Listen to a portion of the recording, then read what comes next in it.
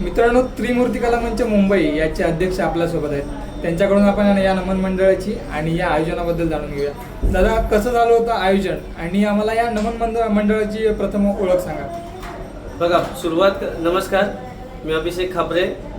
बघा, मी सुरुवात करताना म्हणजे मला खूप अडचणी आल्या की माझ्याकडे मी शून्यातून निर्माण केलेला हा कलामंच आहे आणि थोडासा प्रॉब्लेम मला झाला होता की पहिल्या शोच्या वेळेस, आणि पहिला शो झाला तो पण शिवाजी नाट्य मंदिर इथेच झाला होता.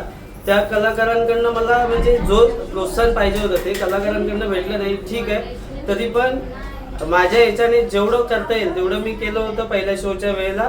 तिथे फक्त आणि फक्त मला एवढा प्रॉब्लेम आला होता की माझ्या शोला रसिक प्रेक्षक फक्त 47 लोक होती.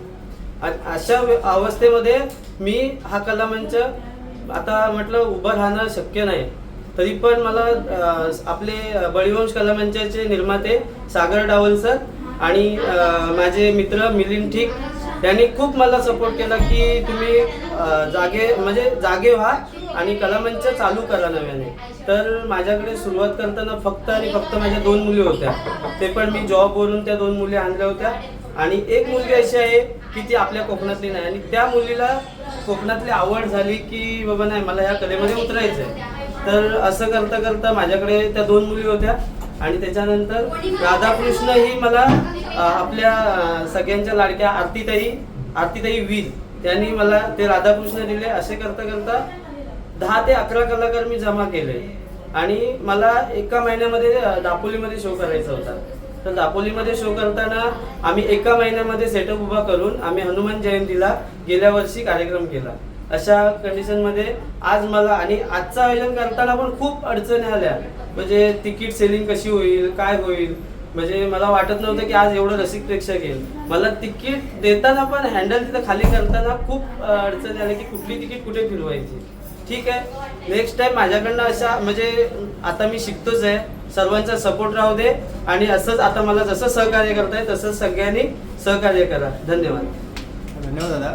आता आपण म्हणालात आपल्या या नमन मंडळामध्ये गायक म्हणून आपले नवीन गायक शाहीर आहेत, त्यांच्याबद्दल म्हणजे कसं काय तुमचं कनेक्शन झालं वगैरे कसं काय? मी राजेश दादा निकम, आजचे आपले गोड गळ्याचे गायक आज आमच्या नमनामध्ये गायकी करणार आहेत. तर गेले 2 वर्ष मी त्यांना कॉन्टॅक्ट करतोय की राजेश दादा, माझ्या कलामंचात तुम्ही गायकी करण्यासाठी पाहिजे. त्याचबरोबर तुझे हजारे हे नखरे या गाण्याचे गायक आणि गीतकार प्रशांतदा खंदारे हे सुद्धा मला बोलले की दादा तुम्ही टेन्शन घेऊ नका, आम्ही तुमच्या पाठीशी आहोत. त्याचबरोबर आपल्या रुदालीताई दळवी शक्तीवाले शाहीर त्या सुद्धा माझ्या एका फोनवरती तयार झाले आणि मी कुठेतरी म्हणजे देवाचे आभार मानेन की मला असे चांगले उत्कृष्ट गायक आणि अख्ख्या आपल्या महाराष्ट्रामध्ये गाजलेले गायक आज माझ्या कार्यक्रमाला गायकीसाठी आले आहेत. त्याबद्दल मी त्यांचे आभार मानणारच आहे. पण आपलं पण सहकार्य त्यांना असू दे हीच माझी इच्छा आहे. नक्कीच आपल्या सर्वांचं सहकार्य नक्की असेल. आणि दादा, आत्ता आपल्याला जो बहुमूल्य वेळ दिला त्याबद्दल आपल्या सर्वांचं आणि तुमचं सुद्धा आणि मंडळाचं सुद्धा खूप खूप आभार. आणि असेच आपले आता हा किती प्रयोग आपला? हा माझा 4था प्रयोग आहे. या वर्षाचा 4था प्रयोग आहे. ओके, याच्यामुळे असे अनेक कलामंच आणि प्रयोग आपले या रंगमंचावरती होतील अशी आशा बाळगतो. धन्यवाद दादा.